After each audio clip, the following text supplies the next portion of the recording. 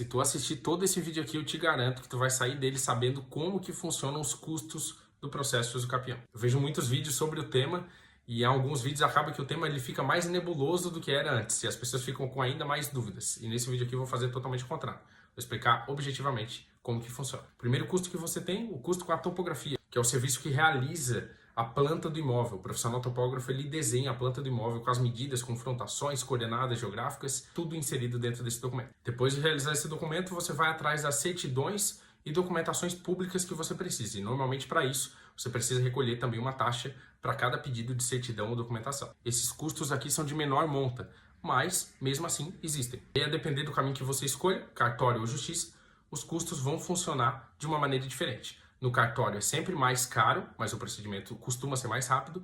E na justiça, o procedimento costuma ser mais barato e um pouco mais lento. A depender da localidade, o processo judicial ele pode ser muito lento. E aí ser inviável fazer na justiça. E feitas as observações necessárias, vamos voltar para o que interessa, os custos. Todos os custos no cartório são calculados com base no valor de mercado do bem. Ou seja, o cartório normalmente determina que um avaliador vá até o imóvel e calcule o valor real daquele imóvel. E lá você paga por dois processos. Pelo processo de elaboração da ata notarial, que é um documento indispensável à realização da uso-capião extrajudicial, e você paga também pelo processamento e registro da uso-capião. Então aqui, normalmente, nessa modalidade, os custos são mais elevados do que os custos com a justiça. E aí um ponto-chave, qual que é a alíquota das custas do cartório? Aí depende de estado para estado. Aqui em Santa Catarina, por exemplo, não existe alíquota, os custos são tabelados. Então, como se trata de uma tabela progressiva, não existe alíquota. Você tem que olhar a tabela, olhar o valor de mercado do seu bem e calcular qual que serão os custos do cartório. E os custos da justiça são bem mais fáceis de calcular, porque normalmente cada tribunal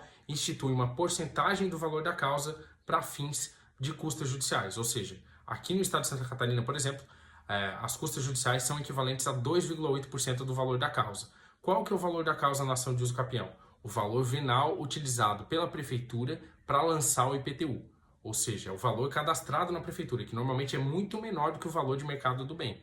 E a taxa é de 2,8% e ela é limitada. Ela tem um teto de R$5.000 aqui no Tribunal de Justiça de Santa Catarina. Portanto, na Justiça tem a base de cálculo reduzida e você paga por apenas um processo. Então, normalmente, o custo é muito mais barato. E, claro, tem os custos com citações através de oficial de justiça, tem os custos com envio de AR, mas são custos menores e menos consideráveis. E ainda temos que fazer um adendo quanto à justiça gratuita. Se você comprovar para o juízo que não pode arcar com as custas do processo, sem prejuízo da sua sobrevivência, você não paga as custas judiciais, o que barateia em muito o processo de uso capião. E um custo que não pode ficar de fora, por ser uma função essencial e necessária no processo de uso capião, é o custo com honorários de advogado. O advogado é o profissional que vai te auxiliar desde o início desse processo e vai tornar ele muito mais fácil, simples e rápido, a depender do conhecimento que ele possua sobre o procedimento. E os custos com o advogado, fica na liberalidade do advogado cobrar qualquer tipo de valor. Ele que vai saber, ele que vai entender a verdadeira precificação do serviço dele. Claro que existe um piso para os honorários do advogado, ou seja,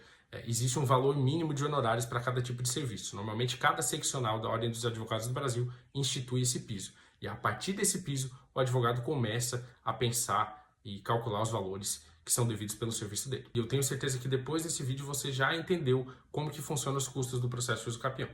Peço que você me siga e se ainda ficou dúvidas ou se surgiu uma dúvida sobre um outro ponto que eu não mencionei no vídeo, comente aqui embaixo.